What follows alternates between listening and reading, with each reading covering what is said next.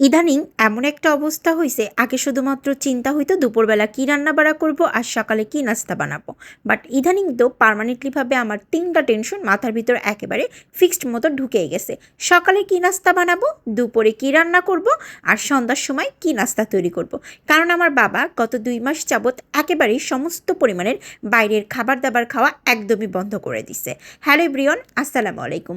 আশা করি সবাই ভালো আছেন। আলহামদুলিল্লাহ, আল্লাহর রহমতে আমরাও ভালো আছি। হুট করে বাবা দুপুরবেলা লাঞ্চ কমপ্লিট করে বলল যে আজকে সন্ধ্যার টাইমে তুমি খুব সুন্দর করে রোল তৈরি করে দিও। চিন্তা করলাম যে কী রোল তৈরি করে দিব। তখন বাবা বলল সবজি রোল করে দিও, কারণ আমার বাবা আবার চিকেন পছন্দ করে না। তো যাই হোক, বাসায় আবার মোমোর শিটও ছিল।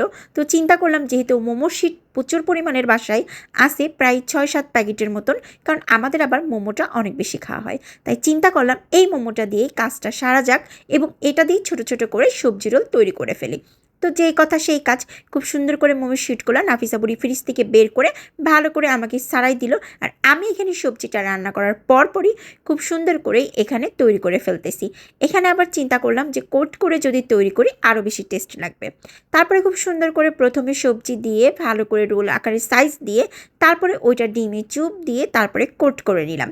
কোট করে একদম গরম গরম তেলের ভিতরে ছেড়ে দিলাম। একদম এপিট ওপিট করে ভালো করে কড়া করে ভেজে নিলাম।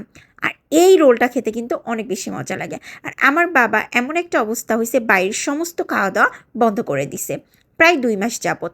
কেন কিসের জন্য জানি না, সে হুট করেই বলে বাইরের কোনো খাবারই তার খেতে ইচ্ছা করে না। তারপরে যখন বাবাকে রোলটা বানায় পাঠাই দিলাম, বাবা খাওয়ার পরপরই আমাকে কল দিয়ে বলল যে তুমি বিশ্বাস করো আম্মু, বাইরের রোলের থেকে বাসায় যে রোলটা তৈরি করছো এটা সব থেকে বেশি মজা ছিল। আর আমি কিন্তু একদমই সাডেনলি প্ল্যান করেই ঝটপট তৈরি করে ফেলছিলাম। যেহেতু বাসায় মোমো শিট ছিল তাই চিন্তা করছিলাম যে এটা দিয়েই ঝটপট তৈরি করে ফেলি, সব থেকে বেশি ভালো হবে। আপনারাও চাইলে কিন্তু বাসায় একদম সবজি রোলটা ঝটপটে এভাবেই তৈরি করতে পারেন। যদি বাসায় মোমো শিট থাকে এটা দিয়েও তৈরি করতে পারবেন। সবাই ভালো থাকবেন। আল্লাহ হাফেজ।